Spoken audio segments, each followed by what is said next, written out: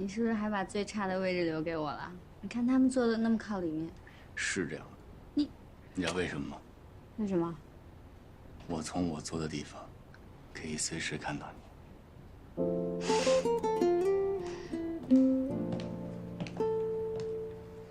佳阳，下班了吗？小华，你回来了。小华姐，乔飞也在呢。当然回来了，不然我还一直在机场等了。你现在忙吗？不忙，你坐呗。我想跟你单独聊聊。哦，那我先回去。那主任，那个初稿，我明天发给你好吗？行，你路上小心啊。哎，小心，别电到。你们俩。哎。哼。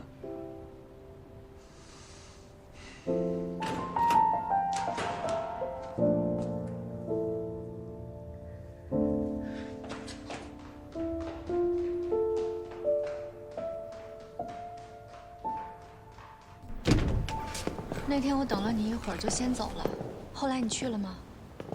怎么不接电话呢？佳阳，我认真想了想，是我太注重形式，太想要一个华丽的开始。可是万一书没寄到呢？万一里面的纸条丢了呢？万一你看到的时候就已经晚了呢？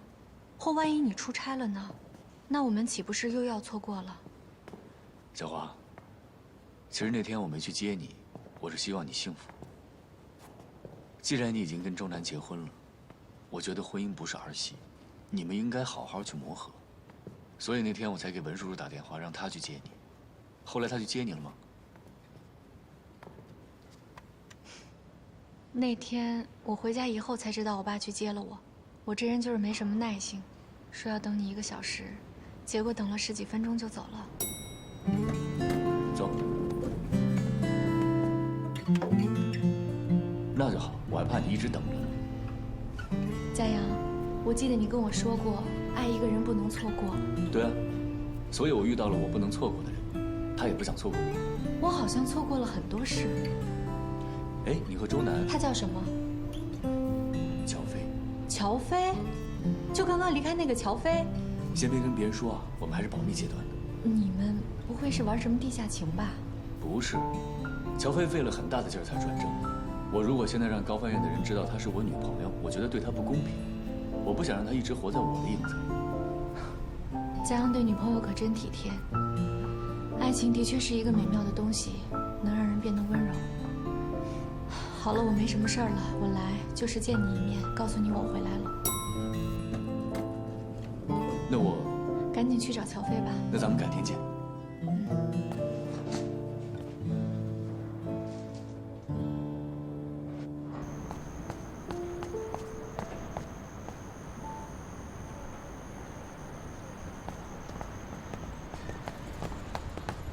跑得还挺快。我还可以走得更快。为什么自己走了？小华是可以知道的，咱们不用瞒着他。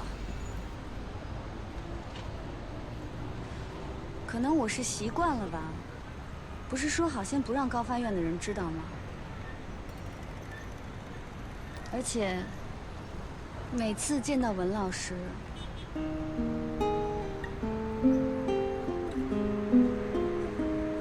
我就觉得，像他这么优秀的人，才配得上你。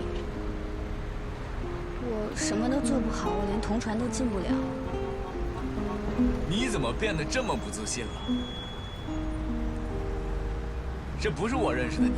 我认识的你是非常自我感觉良好的。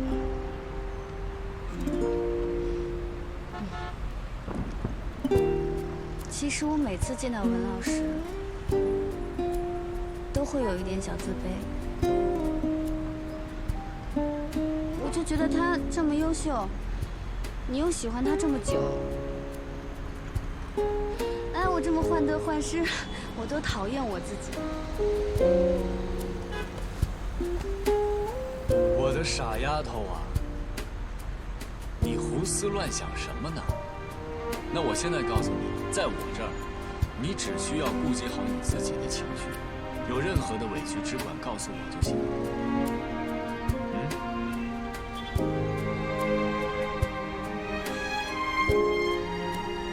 明天我就打算回家里告诉我家人你的存在。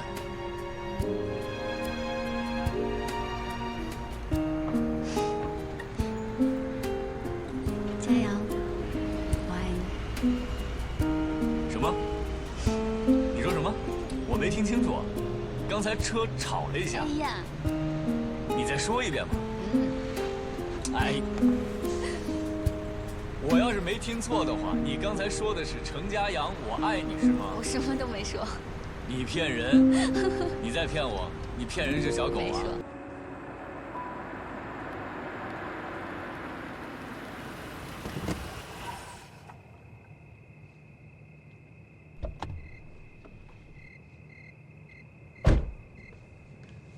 怎么不进去啊？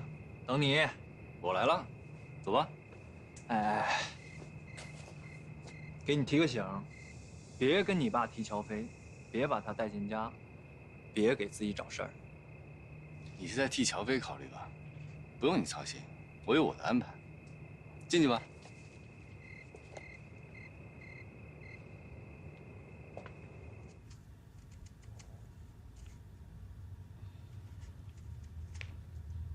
你手术的事我知道了，很好，谢谢，再接再厉，你要争气。一定。今天真是太阳打西边出来了啊！这3句话以上居然没吵起来，还其乐融融的。今天挑事的任务不在我头上。佳明，说什么呢？哎，我说你什么时候搬回来住啊？你那手怎么样了？我有事情要宣布。等等，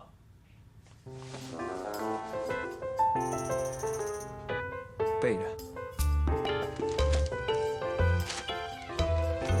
倒水去。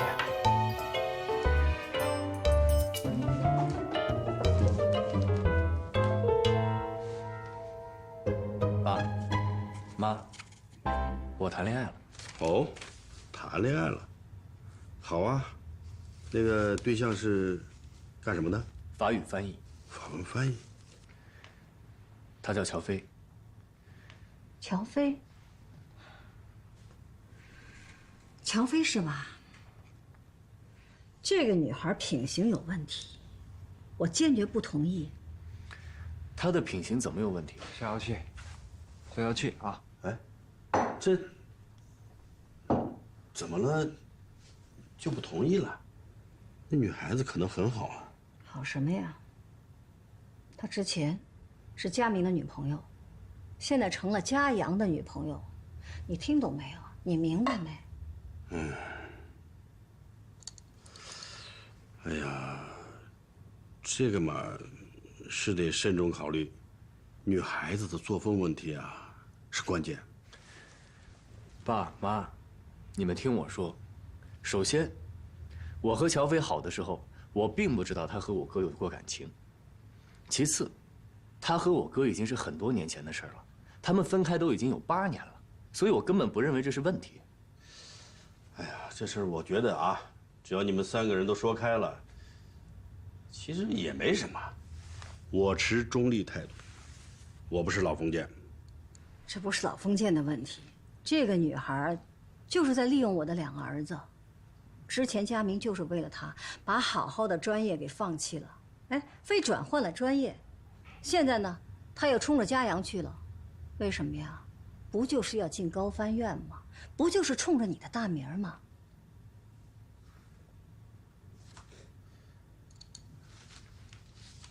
这个女孩子是哪儿的？高翻院是佳阳的实习生，刚转正。对，胡闹！你怎么能跟自己的实习生搞在一起了？我怎么就不能跟我自己的实习生谈恋爱呢？我正因为是程思远的儿子，我在工作上不能出错。难道因为我是陈思远的儿子，所有跟我谈恋爱的人，我都要问问他是不是因为是我爸吗？你可以不问，可以呀、你可以向他学习，你可以不认我。小气，你好好跟他说，别急。你一急，他就光跟你生气了，什么都听不进去。佳阳啊，不是不让你恋爱，你恋爱我高兴还来不及呢。但是你找谁，也不能找实习生。你干到现在这个位置，还有很大的上升空间。你这么年轻，不能落到这个利用职务之便搞男女关系的名上。再说了，你们这个位置啊，存在着利益关系。你可以保证不向他输送利益，可别人会这么想吗？爸，我会很谨慎地处理这个事情，但是我不能因为我做了这个工作，我就放弃我爱的人了。那你为对方着想了吗？啊，打从他进来就顶上一个是程家阳女朋友的名字，就是他干出再多的成绩，别人也会联想到你。我们顾不了这么多，我顶着您的名字，不也走到今天了？那不一样，我是你爹，你背着我这个包袱走得再远，你不能恨我。可他呢？如果你们分手呢，还要不要在一起共事啊？在一起怎么共事？要么你辞职，要么他换工作。鱼和熊掌不能兼得。我是不会放弃，必须放弃。凡事都要以工作为重。那是你的决定，不是我的决定。为什么全家人都要听你来做决定呢？我妈因为你辞职，我哥因为你改了志愿。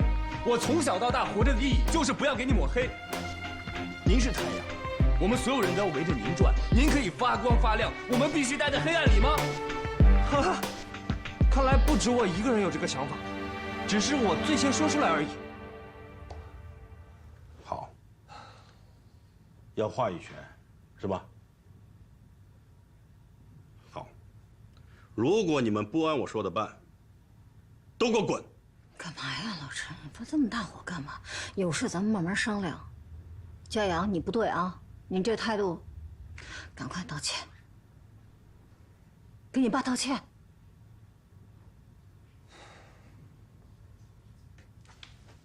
佳阳，你不要叫他。我和他不一样。我下个星期还来哟。去。我告诉你啊，从今往后，你不要再管他。能不管吗？自己的孩子，别生这么大的气，慢慢做思想工作，我必须给他给做回来了。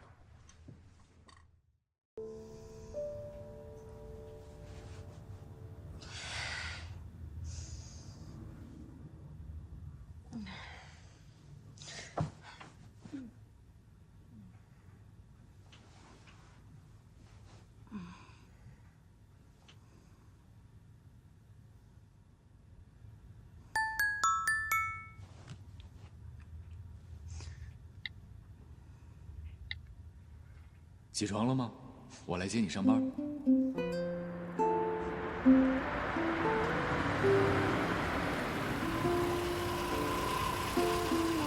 以后真的不用接送我了，这样你可以多睡40分钟呢。没关系，我喜欢早起。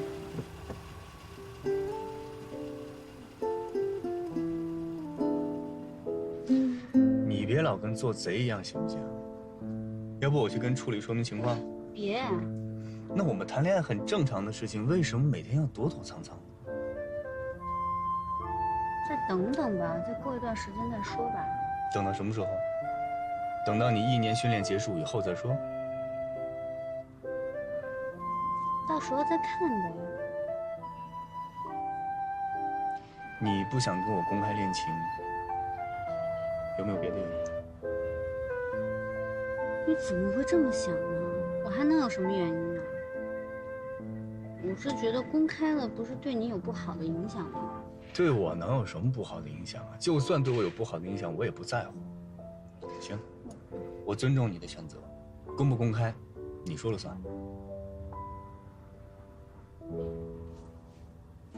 赶紧上去吧，一会儿迟到了。你呢？你不是怕别人觉得你跟我走得近吗？我去绕一圈再回来呗。那我先上去。嗯。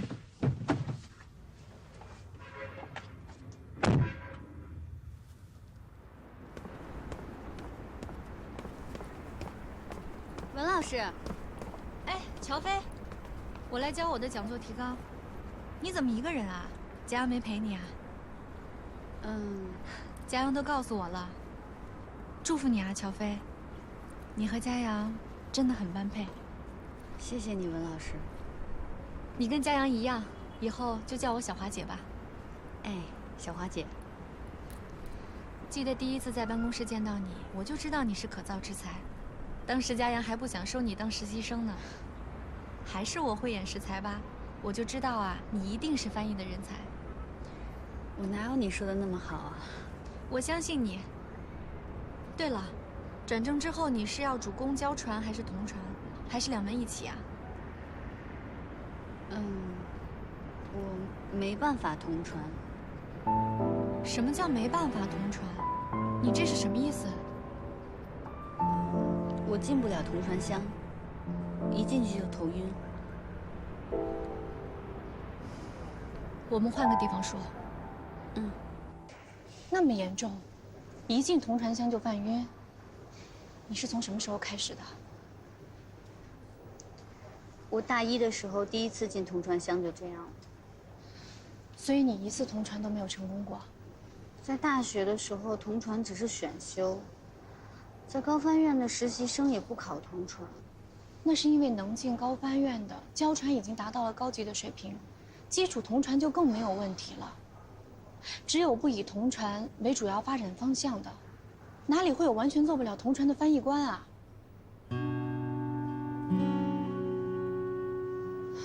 乔飞，我也是替你着急，所以有点口不择言了，你不要介意。我知道你说的是实话，小花姐。佳阳也一直在安慰我，可是我觉得黑匣子已经成为我的噩梦了，我现在压力特别大。不要给自己太大的压力，有些事情我们只能选择接受，能力范围之外的，我们不能总是强迫自己去达到。你的意思是？你要轻松面对自己进不了黑匣子的事。如果这是你与生俱来的天性，你要选择坦然接受。可我还是想克服。你也一定做过努力了，可是还没有用，不是吗？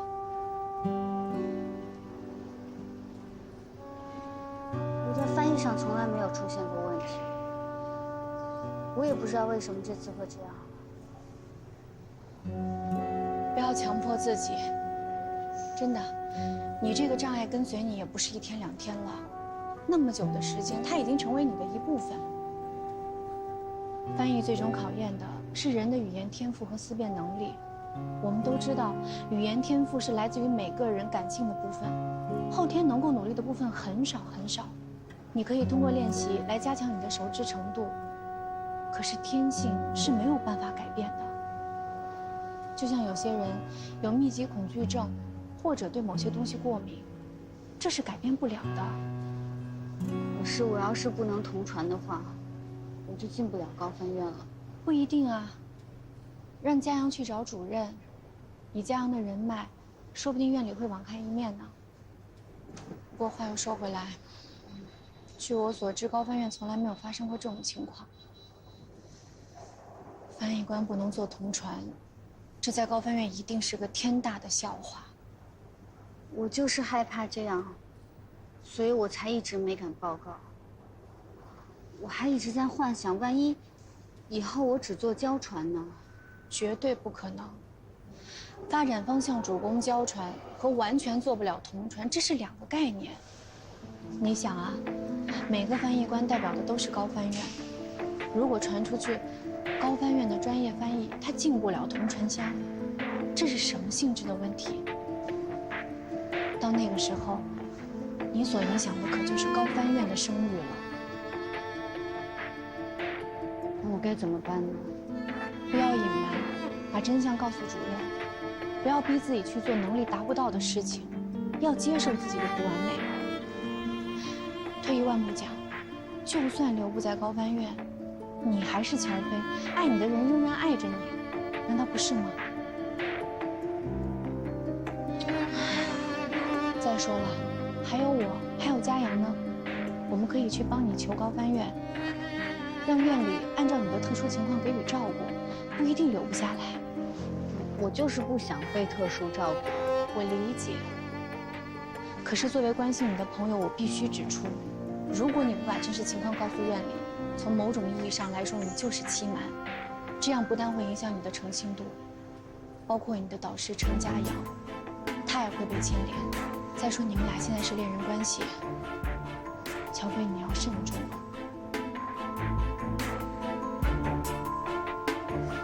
好了，时间差不多了，你也该去上班了。放心吧，我也是为你好。如果你不想说，我会替你隐瞒的。不过我还是要劝你一句，纸包不住火。你越早说，你和嘉阳承担的责任和压力就越小。没什么大不了的，想开一点，不就是翻译吗？离开高翻院，你一样可以发光发热。我知道了。谢谢小花姐，那我先去上班了。好。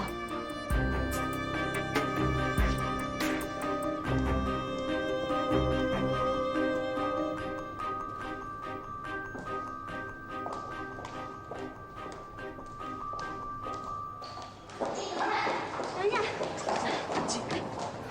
怎么来这么晚？我在。我下。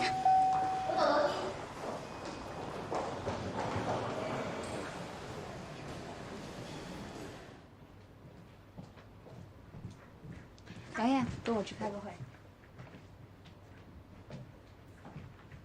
迟到了。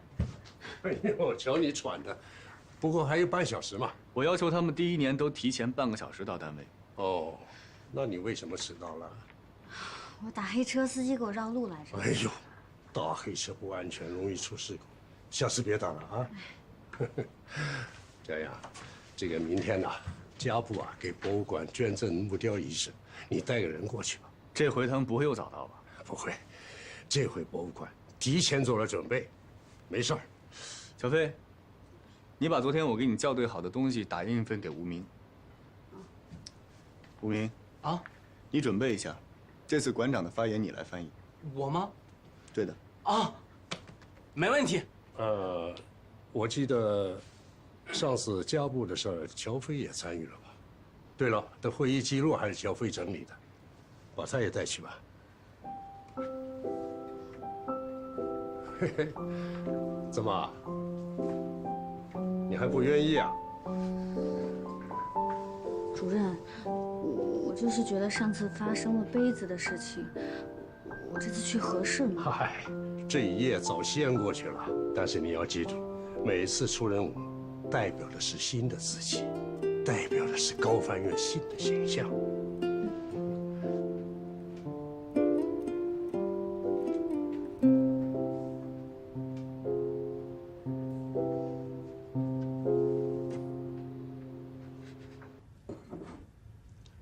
嘉阳啊，你是不是对乔飞太苛刻了？我对谁都是这样，没有特别针对他。他过去和你哥的事，我也有所耳闻。年轻人嘛，这也很正常。不要因为他跟你哥分手了，就掺杂太多的个人情感，这对乔飞不公平。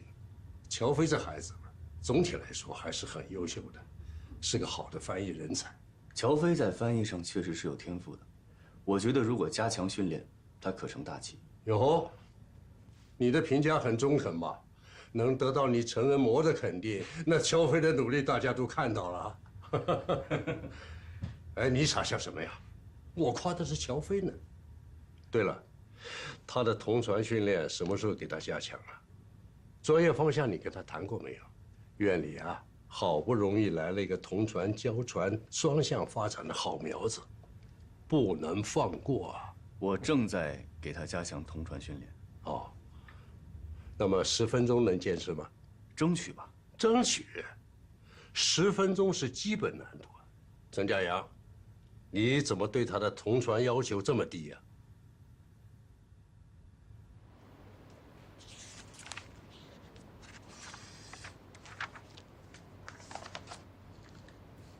你看我这儿有2页，复印的时候叠在一起了，看不清楚。你看。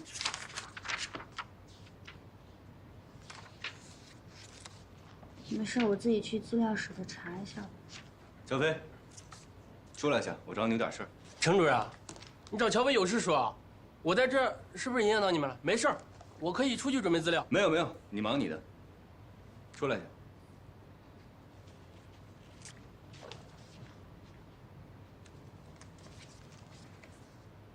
无名怎么了？跟吃了枪药一样。不知道，他可能明天对家部压力大吧。我怎么觉得他在针对你？他针对我干嘛？反正我觉得他怪怪的。你别多想啊，找我什么事儿？今天晚上老时间同团训练。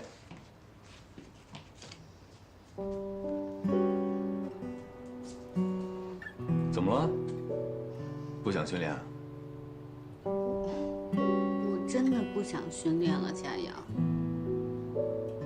你有没有想过，万一我真的克服不了同传香呢？没有万一，一定能克服。没有万一那是你，可我真的不行。怎么突然这么没有自信了？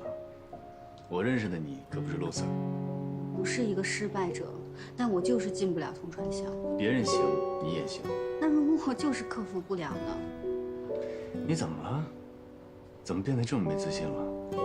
你要这样，我会很失望的。那你就失望吧，我也没办法。我继续去准备材料了。今天晚上7点，我在同传教室等你。能不能别这么逼我呀？我没有逼你，我是在给你鼓把劲儿。这几天咱们每天去同传香训练，效果多好啊！你每天都在进步。如果现在你放松了，你放弃了，咱们不是前功尽弃了吗？不是好好的吗？怎么突然变得这么灰心了？我就觉得我受不了这种压力了。我认识的乔飞没那么脆弱，我爱的乔飞不会轻言放弃的。那可能你根本不认识我吧？可能爱错人了。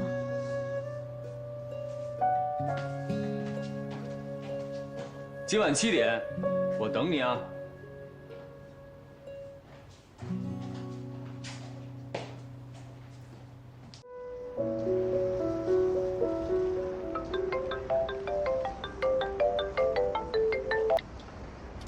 喂，佳明。你后来没有再晕吧？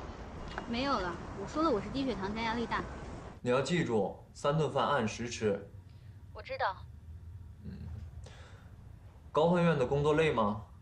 你不是已经转正了吗？怎么工作压力还这么大呀？我需要继续努力。是不是佳阳给你布置的任务太重了？那我去找他去。你现在的身体已经不堪重负了。你千万别告诉他我晕倒的事情，可以吗？为什么呀？这么说，这是我们2个人之间的秘密了。你别闹了。好，那你自己保重，有什么事情再给我打电话。最后再说一句，千万别被我的样子给骗了。我其实很在乎你这个朋友。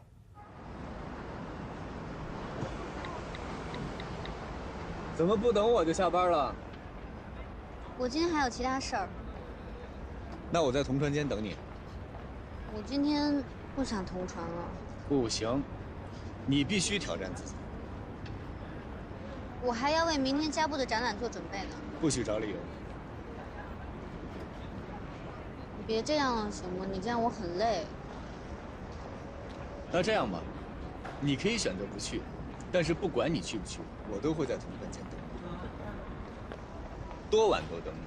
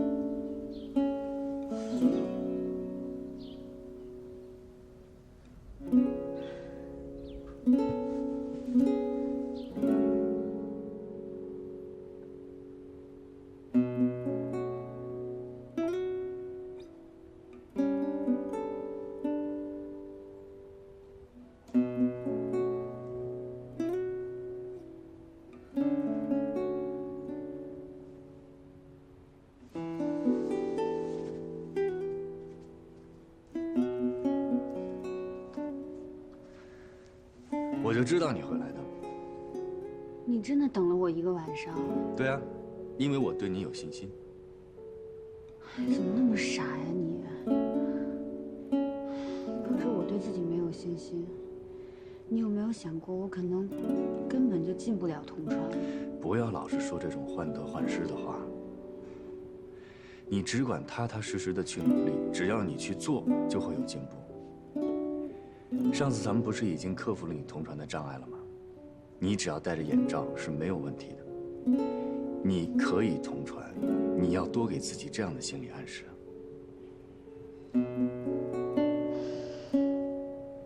我可以同传。再说一遍。我可以同传。走，咱们去铜川乡，我们一起面对，找出问题的根源。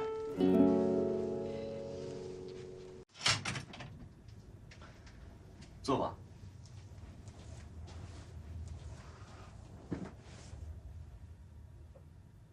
别害怕，就算前面坐满了人，你翻译你的，不要受干扰。你告诉你自己，交船的时候不是也是这么多人吗？现在只不过多了这么一个同船间而已，没什么大不了。我现在准备放录音了，你先听一遍，我们先来一遍交船，这样你可以闭着眼睛翻。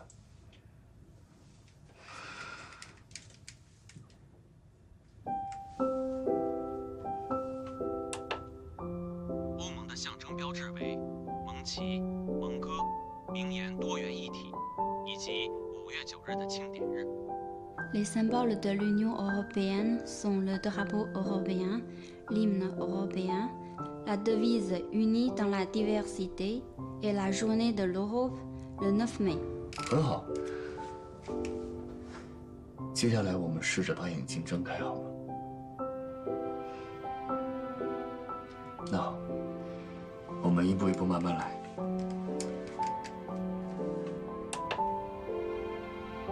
自从欧元正式流通，它就成为了欧盟最主要的标志。欧元是把欧洲人民联合起来的具体的、物质的联系。第3个重要标志，欧洲议会，统一及民主的价值见证。自从1979年来，欧洲议会议员通过普选产生，选举事件被作为欧盟建设的关键时刻之一。此时政治意义的欧盟成为了人民大众的欧盟。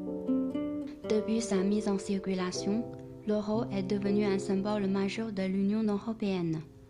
L'euro est le lien concret, matériel, qui unit les peuples européens entre eux. Troisième symbole important, le Parlement européen témoigne des valeurs d'unité et de démocratie. Depuis 1979, les députés européens sont élus au suffrage universel. L'événement est présenté comme l'un des moments clés de la construction européenne, celui où l'Europe politique devient une Europe des peuples. 非常好。接下来，我们试着同船，怎么样？别紧张，别紧张，把眼睛睁开。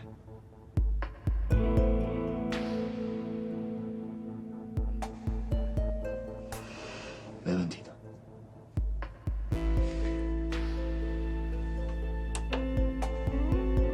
欧盟的象征标志为盟旗、盟歌、名言多元一体， Les 以及symboles 5月de 9日的庆典 l'Union 日。 européenne, 自从欧元正式流通， le 它就成为了欧盟最主要的标志。不行，欧元是把欧洲人民联合起来的具体。不行，我看到外面我就觉得心慌。这绝对不是身体上的问题，这是心理问题。刚才你还好好的呢，你告诉我你什么感受？佳阳，我觉得心慌，我害怕这块玻璃，我们出去吧，行吗？不行，不能这么轻易的放弃。你告诉我你的感受，你为什么害怕这块玻璃？这块玻璃到底怎么带给你不舒服的感觉了？我不清楚，我也说不出来。不行，一定得说。我真的不知道。说出你的感受。你现在是什么感觉？我就是觉得心慌。我看着前面一排排的座椅，我觉得上面都是人。有人怎么了？交船的时候不是也都是人吗？我觉得上面坐了很多人，我觉得他们都有生命危险，像我妈妈一样。你妈妈？不行了，佳阳，我要出去。好好好，走，咱们出去说。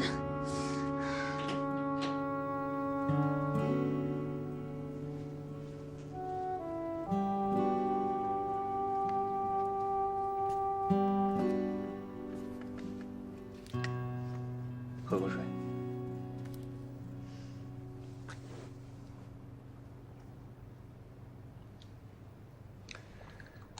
跟我说说，为什么会在同船间想到妈妈？我也不知道，我刚才想到就这么说了。仔细想一想，也许这个就是你心理问题的根源。为什么在同船间会想到伯母呢？你以前跟伯母进过同船间吗？没有啊。那是为什么呢？同船间里什么也没有，你从里面望出去就是一排排的座椅，为什么会想到伯母呢？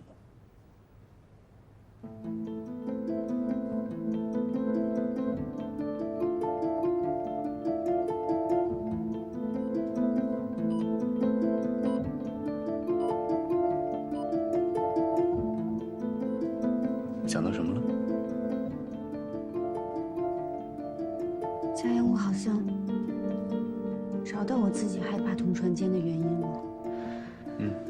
我以前只跟你说过，我妈妈得病了，但没跟你说过具体的，对吧？大一那年，我妈妈开始经常会打嗝，我们以为她是犯了肠胃炎之类的肠胃病。后来有一阵，她开始晕倒，我们就把她送到医院了。医生告诉我们，她得了海绵状脑部血管瘤。海绵状脑部血管瘤，那不是我哥的研究方向吗？对，我也是后来才知道佳明转研究这个。医生说我妈妈的这个病是长在脑干部位，压迫了中枢神经。如果颅内出血的话，就必须要动手术。就算动手术，也只有50%的成功率。而且就算手术成功，也还是有可能会复发。所以那个时候，我觉得自己整个人都绝望了。我那段时间觉得自己一直处于精神抑郁的状态，所以才想要去看心理医生，才认识了高佳明。没想到你承受了这么多东西。好了，这些事儿都过去了。从今往后，有任何困难，我和你一起面对。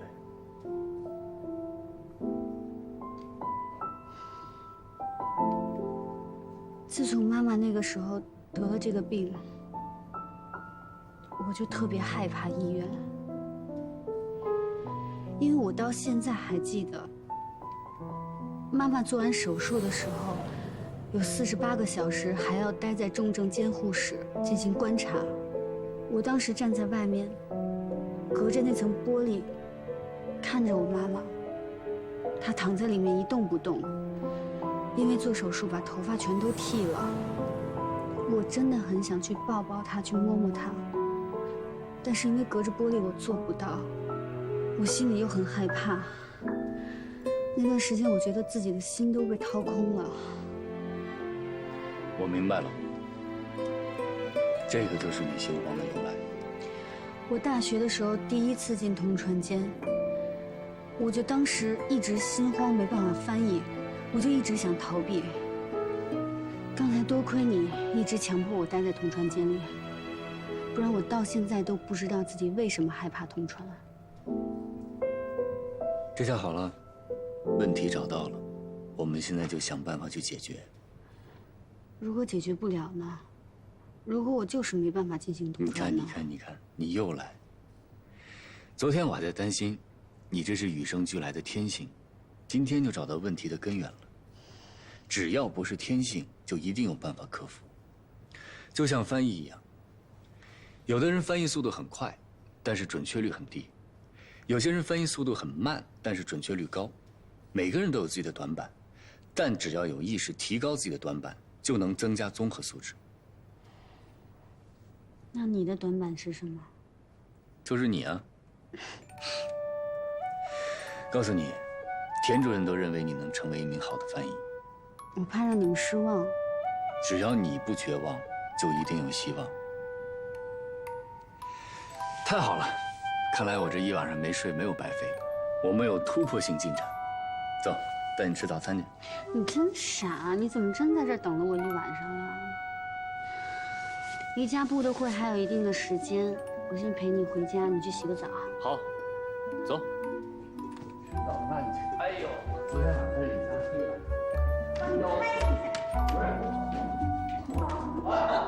你敢再过？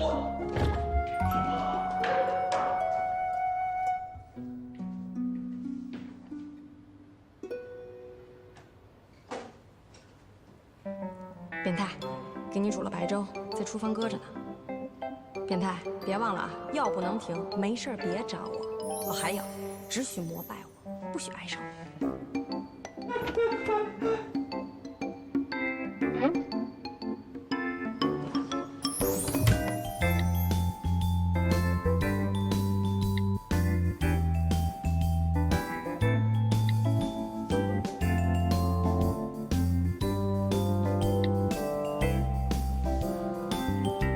喂，你好，帮我找一个可以做饭的阿姨。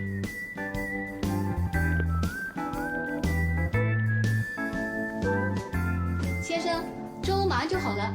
啊，谢谢啊。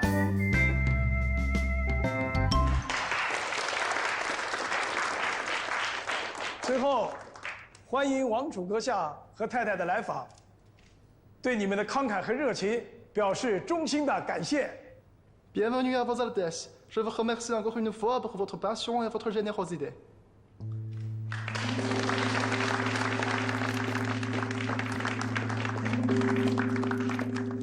你们的翻译很快。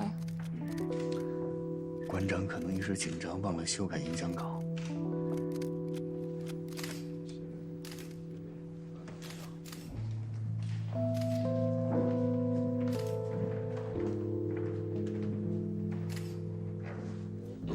Je suis fan de la calligraphie, la culture chinoise me passionne. 我是一个书法爱好者，很喜欢中国文化。我的朋友书法家王维芳，他非常喜欢家布，今天特地写了一幅字。Mon ami calligraphe Wang Meifang aime beaucoup le gabou. Elle a fait pour vous une calligraphie comme cadeau.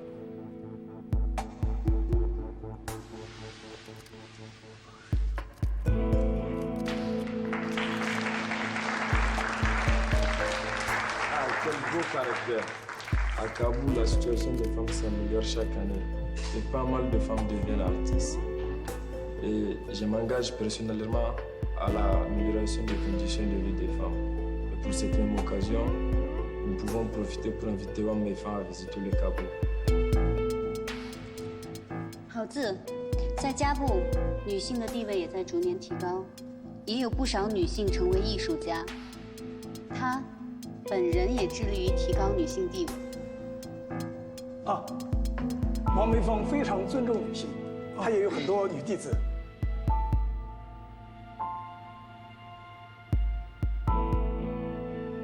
Wang Meifang a aussi des femmes disciples. Il a un grand respect pour les femmes. Il paraît que mon frère va faire un discours sur l'amélioration des femmes en Afrique, basé sur votre femme calligraphe. On n'a pas reçu le communiqué de presse. C'est possible de reporter le discours au dîner? Tu le sais bien, le prince fait souvent des siennes. 台上出了点误会，王梅芳是个男的，你去跟王子解释一下。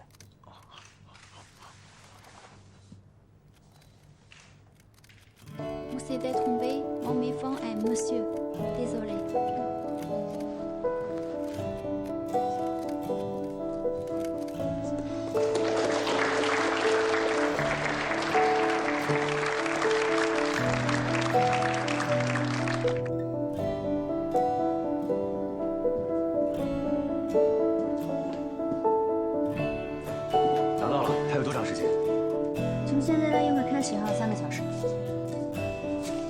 抓紧翻，一会儿我过来校对。好。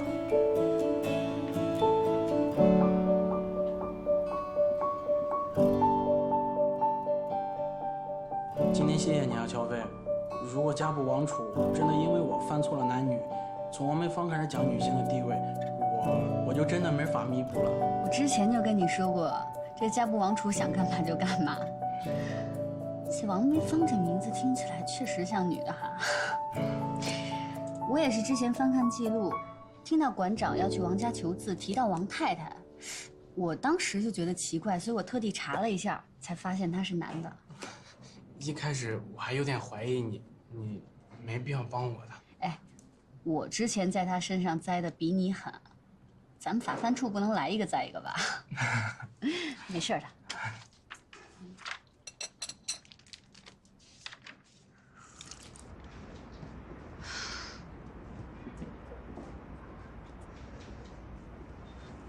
218路车是在这坐吗？你的车呢？放单位了。那你明天怎么办啊？坐公车呀，在公车上偶遇，应该不会有人说闲话了。你不用这样吧？今天翻译表现不错。饿了吧？我让礼宾部的同事给咱俩留盒饭了，你也没吃。去我家吃吧，我们家还有速冻面。累了一天还吃速冻食品，多可怜！你来我们家，我给你做。别做了，多麻烦呀！我冰箱里还有寿司。那不还是速冻？不是速冻的，我做的。哟，你还会做寿司呢？那是，会做的多着呢。你还会做什么呀？你想吃什么？广东菜、粤菜，啊，不是广东菜就是粤菜啊。川菜。日本。阿姨，下班前请帮我从楼下日料店打包2人份寿司，还有天妇罗。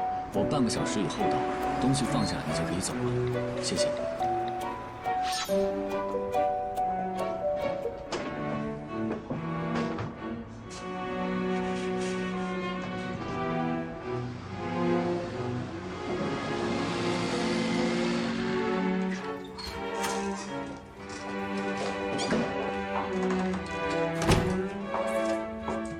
你坐沙发上等着你，我快。我帮你啊。不用，你坐着等。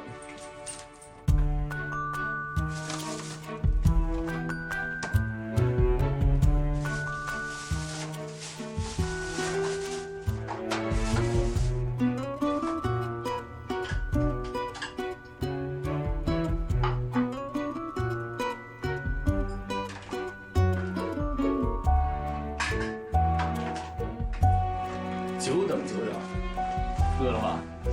简单营养也健康。哎呦，白马庄园呢？你认识啊？喜欢吗？关于这个酒的特色还有历史，我能跟你聊一下午，但是我好像只喝过一次。为什么只喝过一次呢？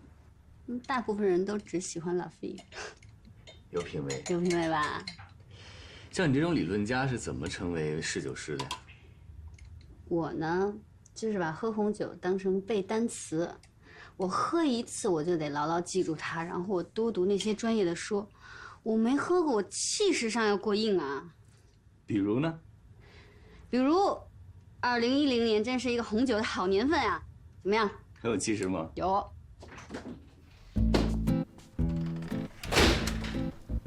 哎呀，刚刚好，刚刚好。店里的人说啊，天妇罗凉了就不好吃了。我把寿司先拿上来，又下去买了这个。你们先吃，我就先走了啊。不懂理论也可以做寿司哈。阿姨，稍等一下。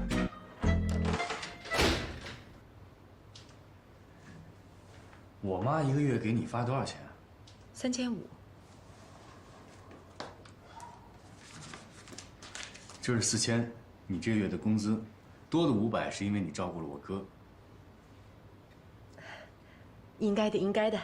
你妈请我就是一天做3顿饭，到哪都是做嘛。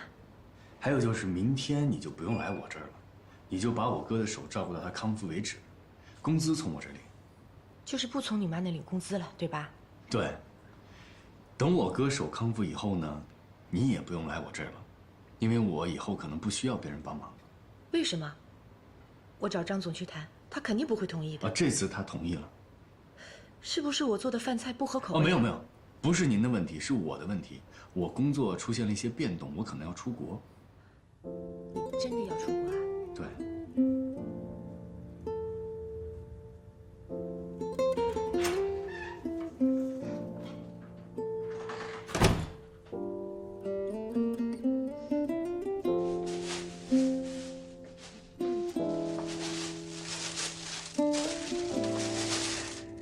吃吧。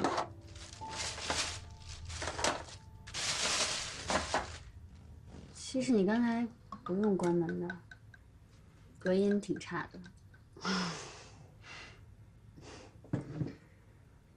我会照顾好我自己的。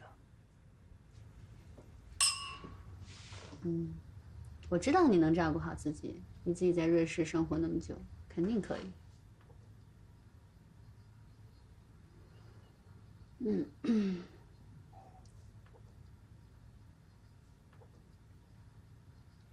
啊，对了，你什么时候走啊？去哪儿啊？外派。嗨，我那么说是为了让那个阿姨心里舒服一点。我不走。你是为了我在跟家里闹别扭吗？你又胡思乱想，是不是我哥又跟你说什么了？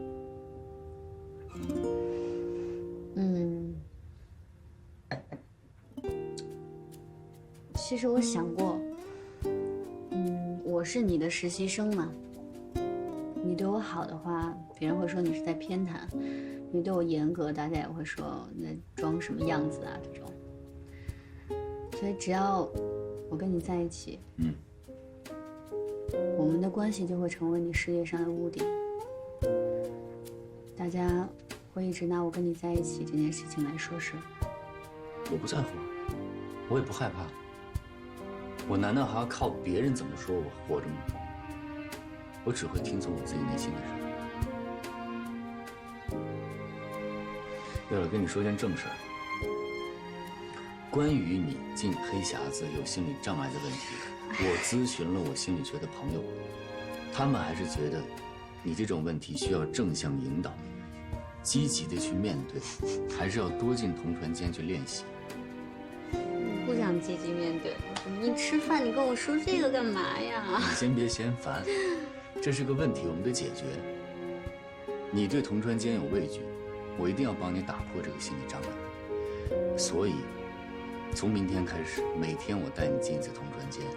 你进去的多了，你自然而然就觉得这是一件很自然的事情，你就不会有这么大的心理负担。起码再听到黑匣子，你不会有这么大的反应。哎呦，别唧唧歪歪了，来，干杯！祝你早日克服同传障碍。我拒绝。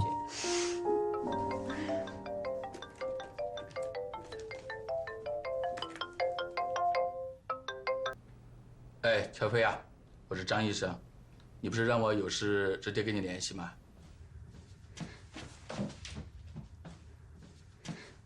张医生，是不是我妈妈的手？不是的，是今天你妈妈来复查的时候呢，晕倒了，后来呢就恢复知觉了。我带她去神脉检查了一下，还是她的老毛病了，海绵状血管瘤。我记得你跟我说过，你一直想替你妈妈在上海做介入手术。对，医生也说了，一直在等待时机。因为血管瘤长在脑干部位，所以风险很大。是的，我们这儿神脉的李主任也这么说。你不用太担心 ，CT 显示的情况呢还算良好，边界也清晰。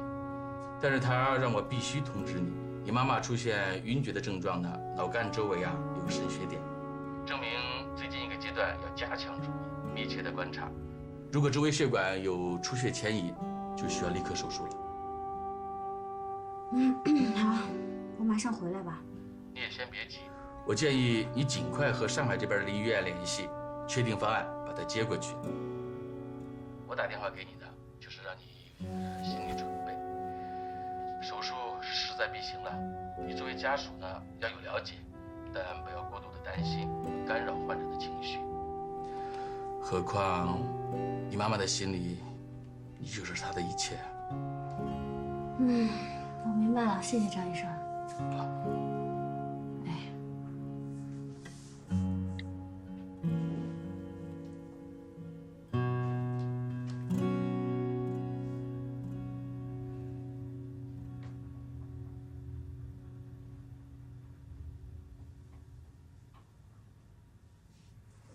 伯母有事儿，还瞒我。隔音不好，你忘了？出什么事儿了？没事儿，不想连累你。我起码可以帮你们联系莫雷，帮你们找医生。你知道吗？我妈妈的病，不是说轻易找一个医生，筹集到了手术费，就可以去做手术了。以她的年纪，还有她的病情，要做介入式手术，必须要有最大的把握。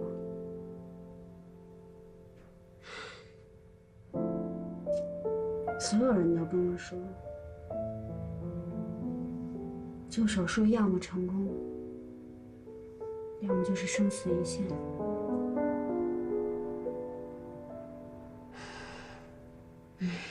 你放心吧，这些经济上的还有心理上的压力，我自己扛得住，我不会拖累你的。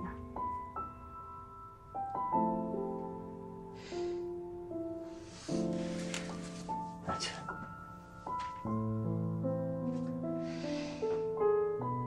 你不想连累我的真实意思就是，我们俩的情分还没有到你愿意连累我的程度。这么见外的话，以后不许说了。你的事儿就是我的事儿，你愿意连累我，我很高兴。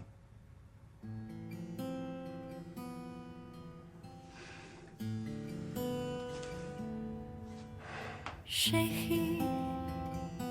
你有没有在想我？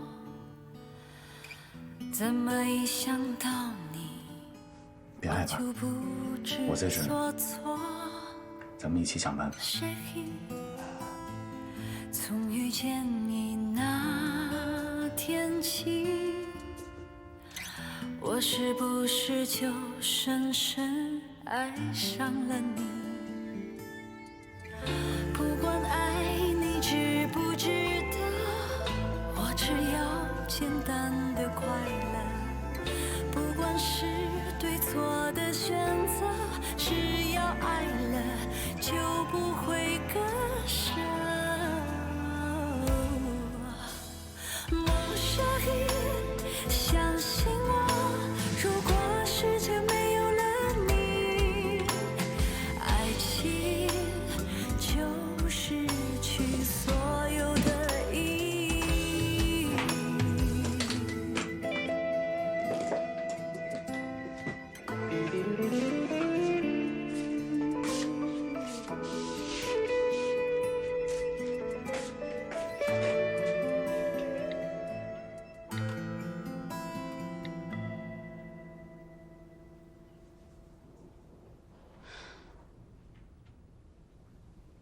你先别急，乔飞。你妈妈的 CT 明天能快递到上海吗？这样，明天你来医院找我。好。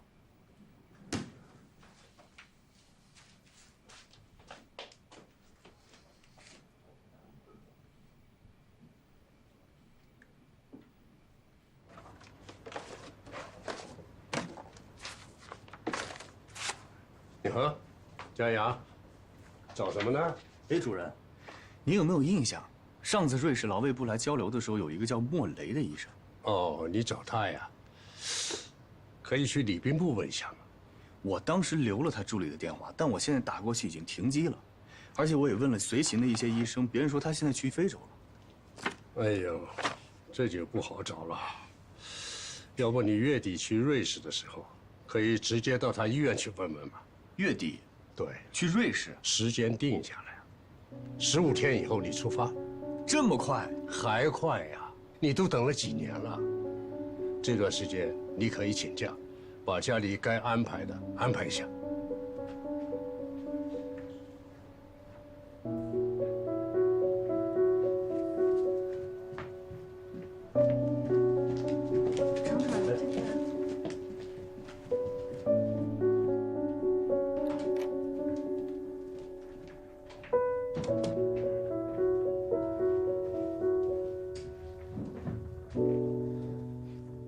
主任，这次能不能别派我去瑞士了？为什么呀？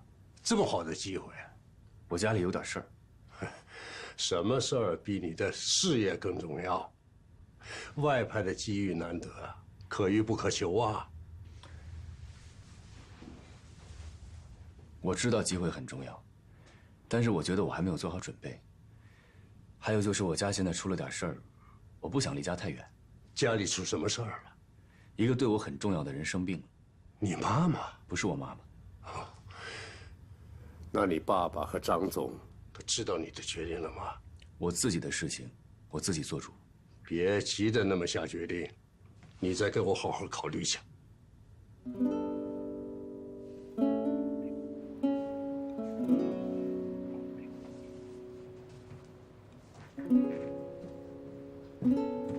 看什么呢？这么入迷？非洲的君主制。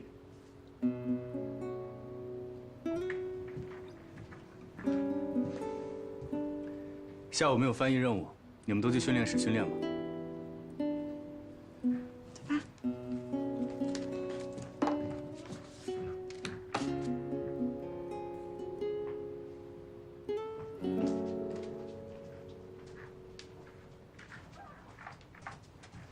老田啊，我很好，哎，老程他也很好啊，我们家人都很好，你什么意思呀？啊，盼着我们家谁得点病啊？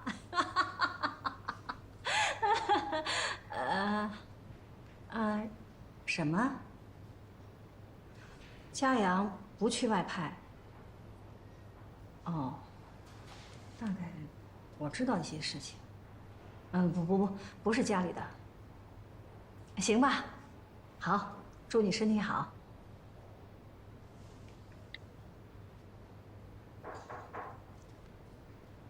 进来。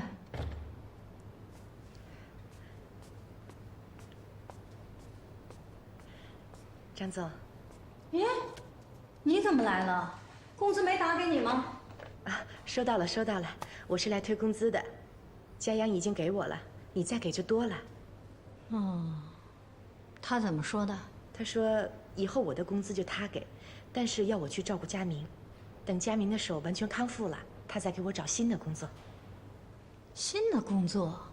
嘉阳是不是要外派呀？不知道。我估计大概是他谈恋爱不好意思了。昨天他带回来一个姑娘，长得还挺漂亮的。是不是佳明隔壁的女孩？佳明隔壁住的是谁？我不知道啊。对了，佳明的手怎么样了？他每天练习着缝合，缝个橘子都合不拢，看他挺受罪的。这孩子真是太执着了。这医院里又不是只有他一个外科医生，干嘛这么拼命？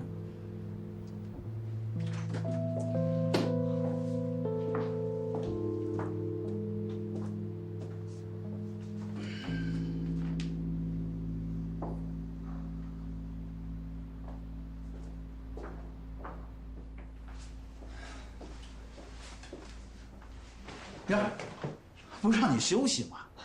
在家待着不踏实。哟，你呀，让你做2台手术啊，你什么就踏实了。走。我这次来找您啊，就想跟您说这件事儿。我的手恢复的不是很好。那天的手术不是很成功吗？手术的时候吧，可能太专心了，觉得没什么，手术完就不行了。哦，这样。我安排医院的专家给你会诊一下。哎，主任，我想再观察一段时间，毕竟我这伤啊刚好，而且我暂时还不想让别人知道。啊，我明白。主任啊，我其实是有件事求你的。我有一亲戚，他得的是脑干中枢神经区域的血管瘤，一直在等待最佳手术时期了。如果可能，我想请您和莫雷一起主刀。本来呢，我是想带他去瑞士做手术，但是我担心这个飞机啊会对他的颅内压有影响。你担心是有道理的。这种手术呢，我建议还是在国内做。现在啊，我们国家的医学水平，尤其是临床，那在世界上啊是属于领先的。至于这个主刀医生啊，你也知道，我有一段时间没做过介入手术了。做这种手术啊，最重要的是配合。要是你的手没有受伤，你就是我们医院，甚至是上海最合适做这种手术的人。现在我们医院呢，这方面临床经验除了你，最丰富的也就是赵金良医生了。你可以跟他商量一下。主任，我再考虑一下。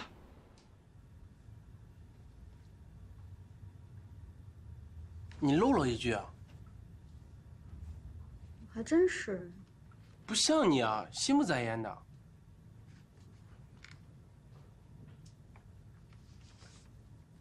总感觉今天处理怪怪的。哪天不都这样吗？我去趟厕所啊。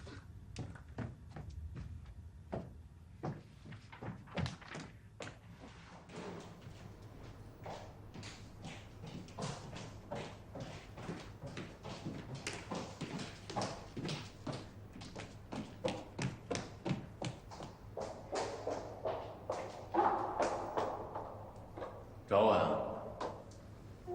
女外派的时间是不是快定了？怎么了？我会好好工作的，你不用担心我。如果有假期的话，我去看你。你还要去看我呀？那么好，就为这点事儿冒这么大险跑这儿来？担心你。我有什么好担心的？下班疼吗？我约了人。谁呀？跟伯母的病有关吗？那是谁呀？比我还重要。就吴佳怡呀，还能有谁啊？我跟他早就约好了。那你们在哪儿？我去接你。还没最后定在哪儿呢，我结束了去找你吧。行。那晚上我在家里等你。快回去。快点。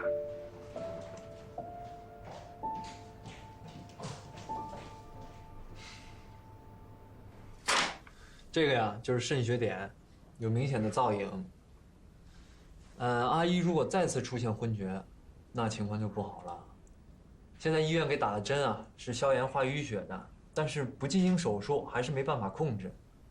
如果血管瘤压迫，就有可能造成血管爆裂的危险，所以要尽快手术，转到上海医院观察2、3天，等到肾血点的淤血收干净了，马上手术。成功率是多少？小飞，你是知道的，手术没有绝对的乐观，但你也不要悲观。费用呢？原来那个你又回来了。说什么？那个倔强的，把背上的刺都拱起来，不让人接近的乔飞。我记得当初认识你的时候，你妈妈刚得了这个病，你就是像现在这样，一个人把所有的压力都扛在身上，而且冷静的可怕，不让任何人触碰你宝贵的自尊心。但是不要这样，乔飞，会让关心你的人感到伤心。我现在不想跟你说这个。手术费一共是多少钱？最起码25万吧，开颅手术费7万多，还不算请外国专家的。术后恢复高压氧要10万，头骨修复要8万，这些都是一般材料，还不算进口。25万。钱的问题你不用担心，我可以帮你。不用，钱的事情我会自己想办法。那让程家阳帮你，他是你男朋友，名正言顺，他不处理谁处理？我给他打电话。哎，你别。明白了。你没告诉他你来我这儿吧？看来，这是我们之间的秘密。如果我用这个要挟你，你能不能考虑做我的女朋友？你别胡说了，你不是这样的人。那我是什么样的人？我是一个不希望看到你伤心难过的人。程家阳在哪儿？他为什么不帮你分担？他是你男朋友，他不该让你一个人承受这个。佳阳马上要被外派到瑞士去了，我现在不想跟他说这个，我不想打扰他。打扰？是你的意思还是他的？这个你就别管了。请你密切帮我留意着给我妈妈做手术的医生，医药费我会自己想办法。乔飞，你知道的，只要你开口，我愿意帮你，什么我都愿意做。佳明，你也知道我的，佳阳是我男朋友，我都不想拖累他。你这种性格的，有的人会认为你太替别人着想，有的人呢，又觉得你太爱逞强了。你知道我怎么看吗？随便你怎么看。我觉得你两者都有，一方面你太善良，又太爱替别人着想；另一方面你又太固执，太爱逞强。没事儿，就算程家阳靠不住，我总在身边吧。有什么我可以帮你的，尽管告诉我。